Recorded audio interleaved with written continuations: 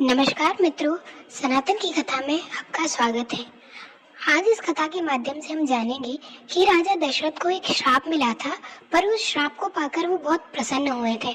तो उसी के बारे में जानेंगे कि ये कौन सा श्राप था। राजा दशरथ के बारे में तो हम सभी जानते हैं, जो रघुकुल के यानी भगवान राम के पिता थे। तो उन्हें श्राप कैसे और किसने दिया। एक बार राजा दशरथ शिकार करने निकले। उसी समय श्रवण कुमार और वो अपने अंधे माता पिता को कहीं तीर्थ कराने ले जा रहे थे। तब उन्हें रात्रि में बहुत प्यास लगी, यानी कि श्रवण कुमार के माता पिता को बहुत प्यास लगी, तो वह जल लेने के लिए पहुंचे।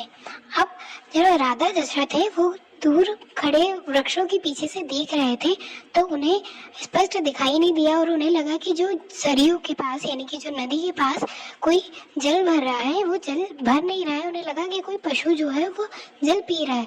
तो वो उसी समय अपना शब्द भेदी बाण चलाते हैं, जो बाण जाकर श्रवण कुमार को लगता है और श्रवण कुमार की उसी समय मृत्यु हो जाती है। परंतु मृत्यु के पहले जब उन्हें उनकी आवाज सुनाई देती है, यानी श्रवण कुमार की आवाज राजा दशरथ को सुनाई देती है, तो वो उनके पास पहुंचते हैं और उनसे क्षमा मांगते हैं।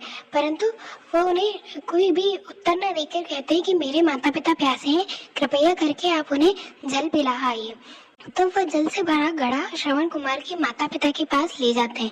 हम जब वो माता पिता को जल पिलाते हैं तो उनके माता पिता बोलते हैं कि तुम मेरे पुत्र श्रवण कुमार नहीं हो, कौन हो तुम और अपनी वास्तविकता बताओ।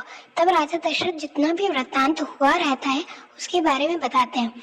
और जैसे ही वो ये वृत्तांत जानते हैं कि उनका पुत्र यानी श्रवण कुमार के माता पिता को जब पता चलता है कि श्रवण कुमार की मृत्यु हो गई, तब वह क्रोधवश राजा दशरथ को श्राप देते हैं कि जिस दूर हो जाने पर उसके वियोग में अपने प्राण त्यागने वाले हैं, वैसे ही तुम्हें मैं श्राप देता हूँ कि तुम भी अपने प्राण त्याग दोगे अपने पुत्र के वियोग में। उस समय तो राजा दशरथ को बहुत बुरा लगता है, वो बहुत क्षमा मांगते हैं, परंतु वो क्षमा नहीं करते। जब वो राज्य वापस लौटते हैं तब उन्हें एक ऋषि के द्वारा ये बताया जाता है कि ये जो श्राप है वो भी आपके लिए आशीर्वाद फलित होगा, क्योंकि अभी तक आपकी कोई पुत्र संतान नहीं है। और यदि ये श्राप मिला है, इसका मतलब अवश्य ही आपको पुत्र की प्राप्ति होगी। फिर कई सालों तक तपस्या करने और साधना करने के बाद भी जब उन्हें पुत्र प्राप्त नहीं होते, तब वह ऋषि शंगी के पास जाकर पुत्र कामेष्टि यज्ञ के लिए याचना करते हैं।